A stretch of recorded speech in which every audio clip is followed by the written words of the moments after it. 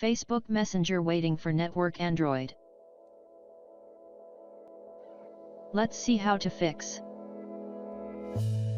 Open your phone settings. Then click on Apps.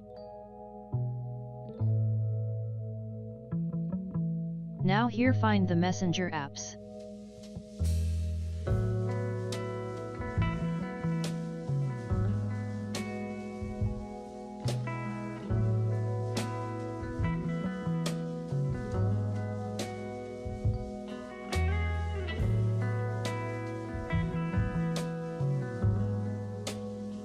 Now go to Messenger.